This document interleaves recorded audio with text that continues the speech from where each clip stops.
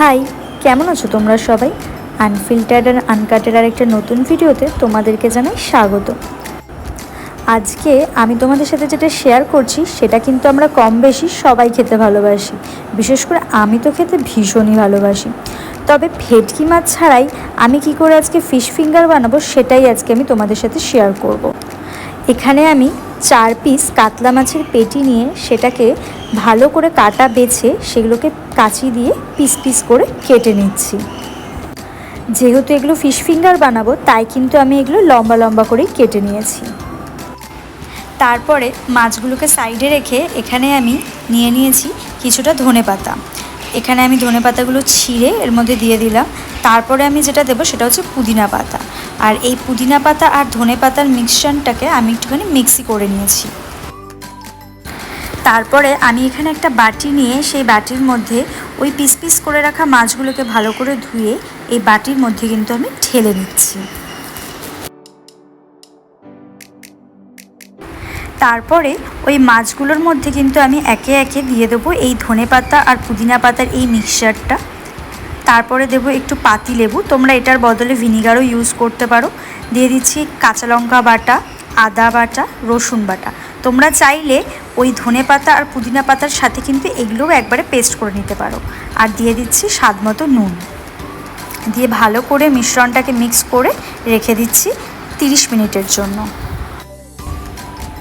তারপরে আমি এখানে একটা প্লেটের মধ্যে নিয়ে নিয়েছি কর্নফ্লাওয়ার, নিয়ে নিয়েছি একটা ডিম আর নিয়েছি কিছুটা ব্রেড ক্রাম্বস। এখানে আমি ডিমটাকে ফেটিয়ে নিয়েছি একটু নুন অ্যাড করে।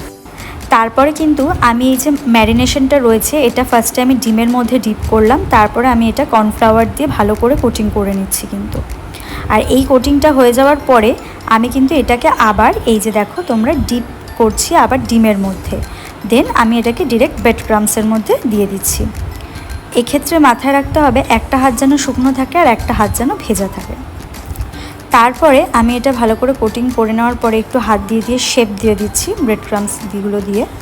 ভালো করে দেখো তোমরা একটু লম্বা লম্বা করে শেপ দিয়ে দিচ্ছি। এই যে এখানে কিন্তু আমার ফিশ ফিঙ্গারের একটা রেডি পুরো। এরকমভাবেই আমি সব কটা করে নিচ্ছি ধীরে ধীরে। তারপরে আমি এটাকে 10 মিনিট ফ্রিজে দিয়েছিলাম সেট হওয়ার জন্য, তোমরা সেটা দিতেও পারো নাও দিতে পারো। তারপরে এখানে আমি কড়াইতে তেল গরম করে এখানে আমি একে একে ডিরেক্ট এই ফিশ ফিঙ্গারগুলোকে কিন্তু দিয়ে দিচ্ছি।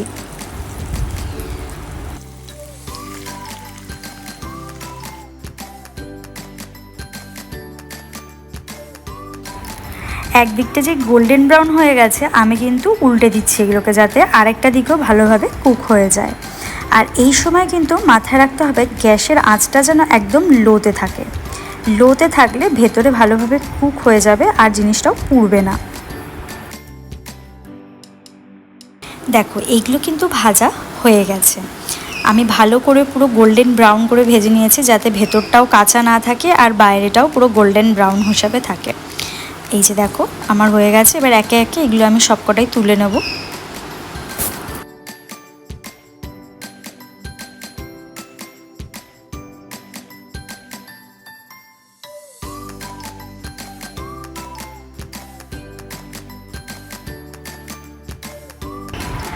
তারপরে আর কি আমার রেডি ফিশ ফিঙ্গার।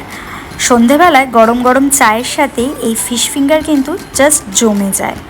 আজকের ভিডিওটা এইটুকুই, দেখা হচ্ছে পরবর্তী একটা ভিডিওতে। যদি ভিডিওটা ভালো লেগে থাকে অবশ্যই কিন্তু একটা লাইক করতে হবে। চ্যানেলটাকে সাবস্ক্রাইব করতে কিন্তু ভুলো না। বাই।